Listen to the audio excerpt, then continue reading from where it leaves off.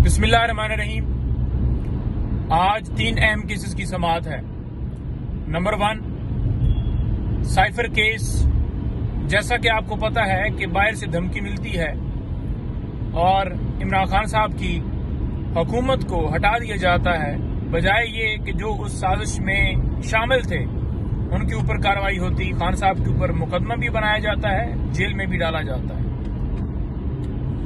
उस केस के अंदर जिस तरह से जज साहब ने कार्रवाई चलाई, जिस तरह से हुकूमत ने नोटिफिकेशंस निकाले, तमाम नोटिफिकेशंस को इस्लामाबाद हाई कोर्ट ने कलअदम करार दिया और तमाम कार्रवाई उसको खत्म करते हुए दोबारा से अगस्त के महीने से स्टार्ट किया। लेकिन दोबारा ट्रायल कोर्ट में उसी तरह से कार्रवाई शुरू की गई, जिसमें ना आइन की ना कानून की कोई भी मंशा पूरी की गई, बल्कि धज्जियां उड़ाई गई और दोबारा इस्लामाबाद हाई कोर्ट ने उसमें स्टे दे दिया। दूसरे नंबर पर तौहीने इलेक्शन कमीशन।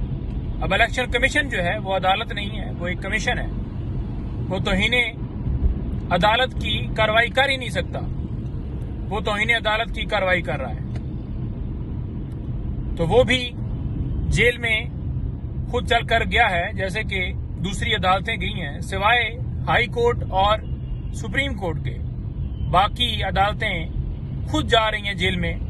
होता यह है कि एक्यूज को अदालत में पेश किया जाता है, लेकिन यहां पर क्योंकि नाम है इमरान अहमद खान न्याजी, तो लिहाजा खौफ इतना है उनकी तस्वीर से, खुद ही ये सारे वहां पर जा रहे हैं। तीसरे नंबर पर सुप्रीम कोर्ट में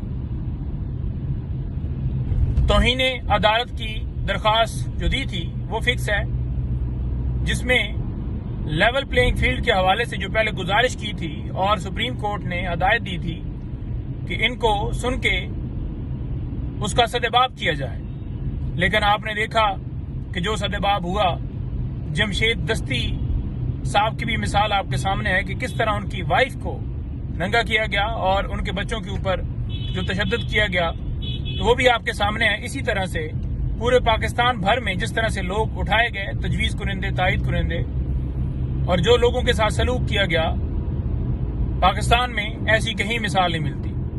अब देखते हैं पाकिस्तान की सबसे बड़ी अदालत जिसमें ये मुकदमा फिक्स है, कल भी आपने रिमार्क्स देखे जिसमें ये कहा गया कि इमरान रियाज कौन है। आज देखते हैं कि आज अदालत इसके अंदर किस हद तक अपने लोगों के बुनियादी हकूक की हिफाजत करती है और उन लोगों के खिलाफ कार्रवाई करती है जिन्होंने अदालत के हुक्म को माना नहीं, बल्कि अदालत के हुक्म को हवा में उड़ाया। बहुत शुक्रिया।